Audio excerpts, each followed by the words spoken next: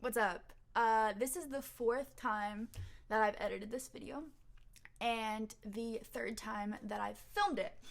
So, please give me a break. Like, I know I look kind of ugly in this video and it's kind of all over the place, but please just excuse all that mess and enjoy this story. Okay, hi, what's up you guys? I have never filmed one of these videos. I've never filmed a story time before. But before we get into the video, I just wanted to say I'm very proud to have partnered with Dollar Shave Club on this video. Dollar Shave Club has you covered for all of your grooming needs, your shower, your oral care, your deodorants, and most importantly, shaving. I don't know why I decided to say it like that. It was kind of weird. Anyways, around 2 months ago, Dollar Shave Club sent me their Ultimate Shave Starter Kit. I tried it out. That's why most of these bottles are like halfway empty. I literally just pulled all these things out of my shower. So I wanted to try them out before I talk to you guys about it, but I really love the product. So here we are. I'm trying to make sure there's like no hair on it because that'd be really gross.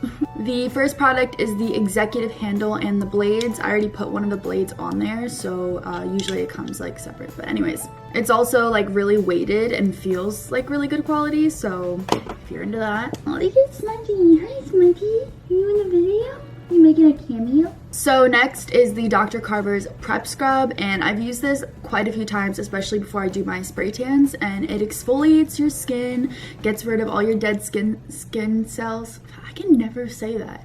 It gets rid of all your dense.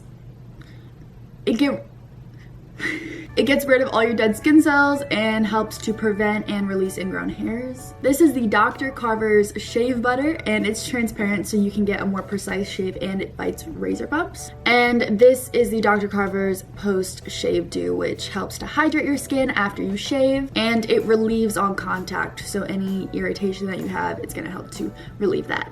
My favorite product so far has been the razor itself because it's weighted, and I also found that like my hair doesn't grow back as fast when I use this. But yeah, this is my favorite product that I've used. But there's also the Dr. Carver's Post Shave Cream. This item is sold separately, but it really helps in the winter with like the cold air and the abrasiveness on your skin. It'll keep you hydrated through the winter season, it's moisturizing, and it prevents dryness. You can visit dollarshaveclub.com/Loren to get your Ultimate Shave Starter Set, and it's only $5. I'm just like really upset that I'm filming. This is so weird. They also have other products on the website that are really good quality, and after you get your first starter set, the restock box ships full-size product at regular price. So let me know what you guys think, and without further ado, let's get into the story. Hi guys, what is up? Welcome back to my YouTube channel. I've never really done a story time on this channel or any story times ever, but I feel like I've accumulated quite a few good stories throughout the years that I feel like you guys might find interesting or funny, I don't know. But at the time, this was not funny for me. I was not laughing. This was probably one of the crazier stories that I have involving a boy, and I still talk about it to this day. I was just telling the story the other day and I still think it's crazy.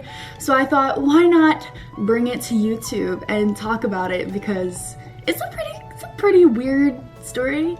All the way around, beginning to end, is just a weird one. So I hope you guys can find some entertainment in my really tragic, uncomfortable situation. Yeah, let's just get into it.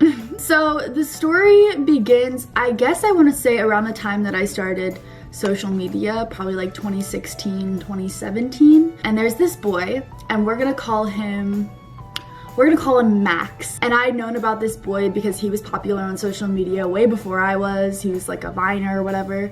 So he was popular on social media way before I was. And we had each other on Snapchat. We had like said hi to each other before, but it was nothing crazy. And I always thought he was cute, but I never really saw him as being someone who was obtainable, and I always had like a weird feeling about him, but we'll get to that because my intuition was like spot on. So I talked to him a couple times, but like very briefly. It was never anything serious. And then probably, I want to say it was the beginning of 2019 when I really started talking to Max. And Max, I always thought he was so gorgeous, and Max was really cute. We had a lot in common. He seemed like a nice guy. I mean, he was always nice, but the only problem that I had with Max is we would make plans to hang out and then nothing would ever happen. So like, I'd be like, hey, let's actually hang out and not just text. And he'd be like, yeah, cool, we'll hang out tomorrow night. And then tomorrow night would roll around and I would get ready and I would do my makeup and I would be ready to go see Max, and Max would ghost my ass every single time. Let me tell y'all something about myself. I'm usually not the girl who will keep pursuing someone if they don't seem interested, but I was in this weird limbo of I felt like he liked me, like I felt like things were good, and when he talked to me he always had some sort of valid excuse as to why he didn't answer or why things didn't work out, and he would always reschedule. And there was a few times we probably made plans to hang out, like I want to say like 30-40 times, and we maybe hung out like 5 times. But the 5 times that we hung out were actually really cool. You know, we went on like a few date type things, and we never really said that's what it was, but like it was very obvious. So the first date we went mini golfing. I had a lot of fun. I was like, oh my gosh, I think I really like this kid. And mind you, I had just gotten out of a relationship, so I was like, I don't know if I want to rush into anything, but I think I really like him. And then the second time, I think we went to like sushi, and that was cool. When I finally went to his house, he would have his friends over, and his friends were all cool with me. He was very like PDA affectionate with me in front of his friends and his house. I took that as a sign of, oh, like this might be a thing. I mean, he would like kiss me in front of his friends, and I was like, okay. So, you know, I thought, being stupid, that this was going somewhere. And mind you, during this time, everyone and their mothers that I was telling about this kid were like, don't do it, everyone knows he's a player, everyone knows he's a player.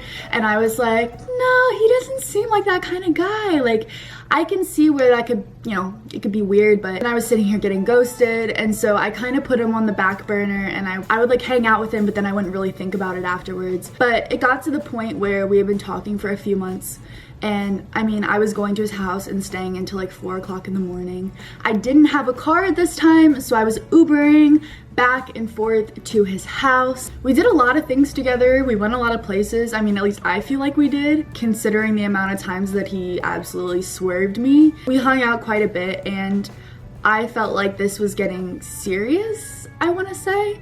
But I'm also a person who likes to be in a committed relationship. I like when things are stable. I like when I'm not for the team, like I'm for one person in that moment. Like I've never been someone who can talk to multiple people at once. So when I like someone, that's the person that I want to be with. And I was getting the same vibes, obviously. Of course, I was hurt when I kept getting stood up, but I don't know, for some reason I had this weird like doubt in my head that it would, you know, turn into something. So this is where the story takes a sharp right turn. Mind you, he never came to my house. I always went to his house, which I understand. At the time, like, I had family living with me, and I get it. But, you know, I always found that a little bit weird, and that's another thing that kind of put doubt in my mind that this was gonna be a thing. Excuse me. That's another thing that put like doubt in my mind that this was gonna be a thing. I was very naive at the time, and even my mom was like, Lauren, like, I don't know how you don't see that this kid is playing you. But we were all like, but he's so cute. And I remember I used to like think this kid was so cute when I was younger. I used to watch his like vines while I was waiting for the bus at school.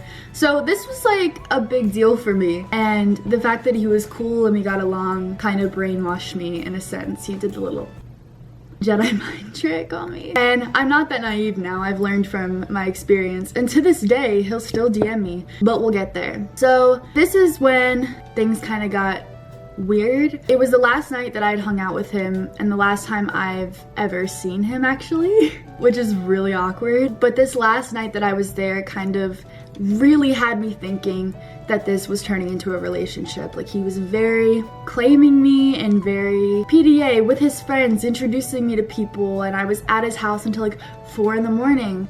And I also want to put it out there before you guys assume anything. I have lots and lots of respect for myself. Even though I was a little bit brainwashed and a little bit confused and a little bit doubtful, I still never took it far with this kid. Like, the most we ever did was kiss, and that's kind of where I left it. And there were times where like he wanted it to escalate, and I'm just not that person. So nothing between us sexually ever happened. I just didn't want to take it that far, especially because I had something in the back of my head saying, don't do it, don't be another one of those girls, don't be another notch in the belt. And I was like, you know what, I'm gonna go home, it's past my bedtime, way past my bedtime, and I'm gonna call an Uber. So I call my Uber and I get in the car. And this is where things got really weird, because my Uber turned around and looked at me with this look of disgust. Like, I've never had anyone look at me with this much disgust and like absolute distaste this man had for me, and I had no idea why. He was probably like a middle-aged, just a normal middle-aged dude. He turned around to me and he goes, "I remember you." I've never met this man in my life. I was like, oh my god, I feel like I'm in Taken 3 right now. Like, am I being kidnapped? He treated me like he knew me, and I had never seen this man before. So now I'm tripping big balls, and I'm like, huh? And he's like, "I remember you." But he's saying it in a tone that's like, I remember you. Like, I did something to him personally. Like, this man is talking to me like I killed his family. And I'm like, I'm sorry, I'm not sure what you're talking about. I think you have the wrong person. I don't think we've ever met before. And he goes, "No, I remember you because I remember him." And I'm like, huh? And he was like, "Yeah, it was this house and it was this kid." And the words that came out of his mouth next, mind you, we're driving now, so I can't like jump out of the car and like lose my mind. He turns around to me at a stoplight, and the car slows down, we stop. And he turns around to me and goes, "You gave that kid in the back of my car." My heart fell right through my ass. And I looked at him, and I had to hear it again. Like, I had to make sure that he was saying what I thought he said. So I was like, "I'm sorry, what was that?" And he goes, "You gave him in the back of my car in an Uber." And I was like, so now I'm sitting there thinking, because I know for a fact it's not me, because A, I would never do that, ever. That's disgusting, and I would never degrade myself like that. If you're performing sexual acts in an Uber, that's on you. But that's just so not me, and that's so against everything that like I stand for. I have way too much pride for that. So now I'm offended, and I'm like, there's no way. You've got me mixed up with someone else, because it definitely wasn't me. And he goes, "It might not have been you, but it was definitely him." And now the gears in my head are spinning at full speed, and I'm thinking and I'm thinking, and I'm like, oh my god, what if he's right? I was like, "You're sure?" Like, I keep asking him if he's sure, and this man is positive. And he was like, "Yeah, I picked him up from Dave & Buster's," which is somewhere that he went quite often. And he was like, "I picked him up from Dave & Buster's. He was with this girl. They got in the back. Her brother got in the front.